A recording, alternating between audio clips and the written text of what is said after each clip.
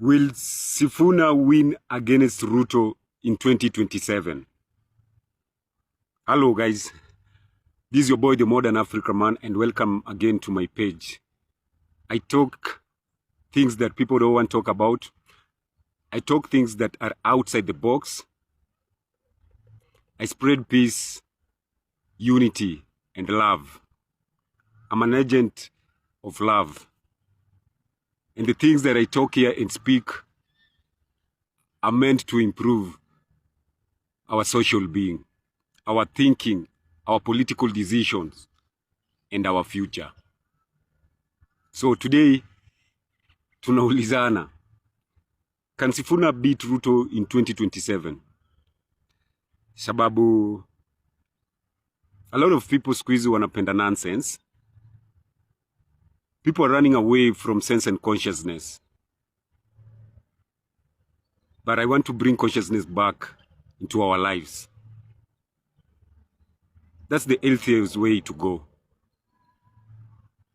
Na politics, ni aspect moja ya life inatuaffectiki sana. But people hawapatiagi attention. Watu wamedanganywa, politics ni chafu and you are not supposed to be involved in politics. While politicians wanazidi kuenrich themselves na kuenslave their citizens. Watu wamezifanya zimekuwa vitu normal and it's a way of life. Na hiyo si kawaida. The Modern Africa Man hapa pamoja na watu wangu wengine tunakataa katakata. Na kama unapenda hivyo, wewe ni wa shetani nini? There are two greatest factors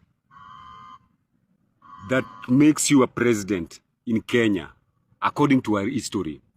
Tukianzia na Kibaki, juu Kibaki ndio watu wengi wako live wame-experience, watu sahi wako mature somehow, na Uhuru Kenyatta. What really made them presidents? Our country's politics inadriviwa na vitu mbili sana sana. Hiyo ni ukabila, corruption na wizi. Corruption na wizi zinaendanisha. Now, for you to be the president in this country, you must know how to align yourself with tribes, even though imekuaga. And you must also be ready to corrupt and steal.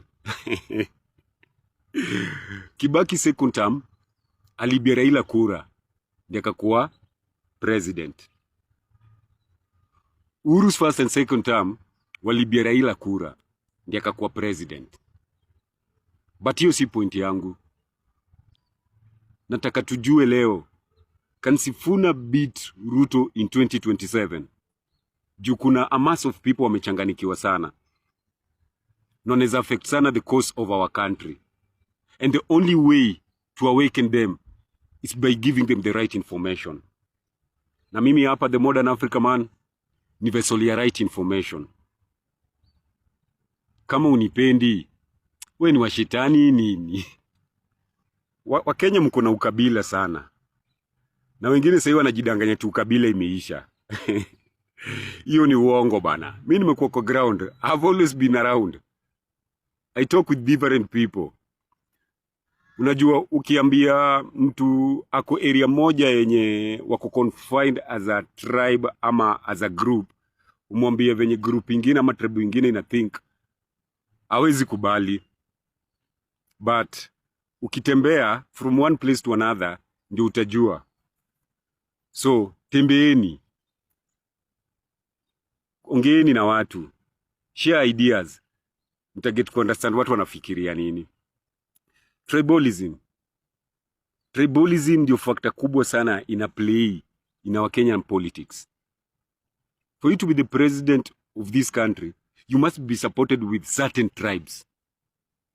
Not with a certain group of ideas ama a certain group of change. A certain group of tribe. Kuna tribes lazima zi-align pamoja, zikusupport, ndio ukwe president. No ideology, no ideas, no vision, ni ukabila. So, if tribalism plays part in 2027, who is likely to win between Ruto and Sifuna? Ni nani atapata support kutoka community mingi. Is it Ruto or Sifuna? Tribalism ikiplay 2027, ni Ruto atashinda ama ni Sifuna atashinda? I like to know your answer. Then corruption na wizi. Sifuna na Ruto, kampia Sifuna na Ruto, ni wapi unaona corruption sana na ni wapi unaona wizi sana?